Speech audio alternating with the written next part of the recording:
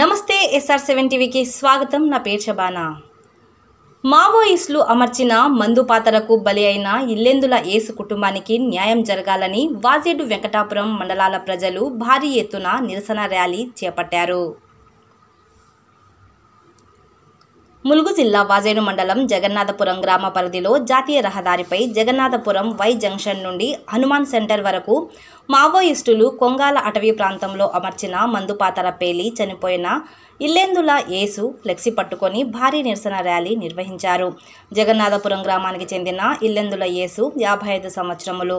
కొంగల గ్రామ సమీపంలోని కట్టల కోసం అడవికి వెళ్లిన యేసు మావోయిస్టులు అమర్చిన మందుపాతర పేలడంతో మృతి చెందిన విషయం తెలిసిందే. ఇల్లెందుల యేసు మృతికి మావోయిస్టులే కారణమని అతని కుటుంబీకులు మరియు బంధువులు, నాయకులు పెద్ద ఎత్తున ఫ్లెక్సీతో నిరసన ర్యాలీ నిర్వహించారు. ఈ సందర్భంగా వారు మాట్లాడుతూ పోలీసుల కోసం మావోయిస్టులు అమర్చిన మందుపాతరకు అమాయకులైన ఏజెన్సీ వాసులు బలి అవుతున్నారని, మా కుటుంబానికి జరిగిన సంఘటన కుటుంబానికి జరగకుండా ఇటు పోలీసులను అటు మావోయిస్టులను చేతులెత్తి ఆ తల్లి ఆవేదన వ్యక్తం చేశారు. అలాగే మూగజీవాలు చనిపోతున్నాయని, అడవిలో స్వేచ్ఛగా తిరిగే హక్కు ఏజెన్సీ వాసులకు లేదా అని గ్రామస్తులు మావోయిస్టులకు తెలిపారు. మావోయిస్టులకు వ్యతిరేకంగా నినాదాలు చేస్తూ ఆవేదన వ్యక్తం చేశారు. మావోయిస్టు అమర్చిన మందుపాతరకు బలైన కుటుంబాన్ని ప్రభుత్వమే ఆదుకోవాలని 2 మండలాల ప్రజలు ఆందోళన చేశారు.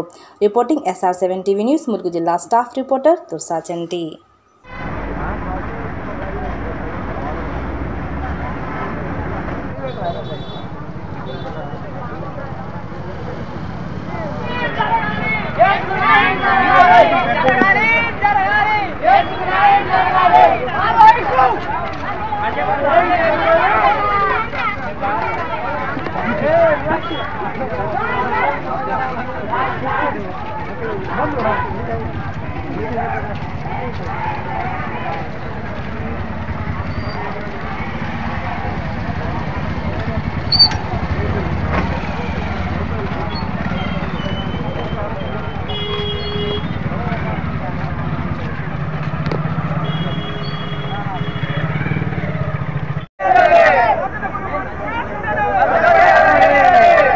नजीक का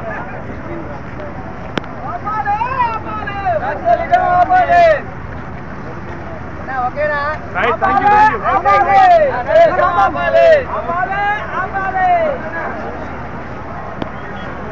बोलता हूँ मेरे भाई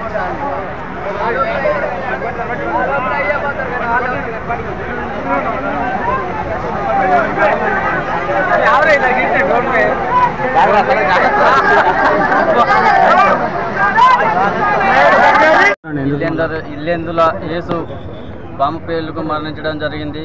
అదేవిధంగా మన ఇల్లెందుల యేసుకు కుటుంబానికి పెద్ద దిక్కు అయిన ఆ కుటుంబానికి మరి ఇట్లా జరిగిన దానికి నక్సలైట్లు బాంబు పాత్రలు పెట్టడం చాలా బాధాకరమైన విషయం. వాళ్ళు ఎక్కడ పడితే అక్కడ పెట్టి పేద ప్రజలకు అన్యాయం జరుగుతుంది, చనిపోతున్నారు, కట్టెలేకపోయినా కానీ ఇబ్బందులు అవుతున్నాయి.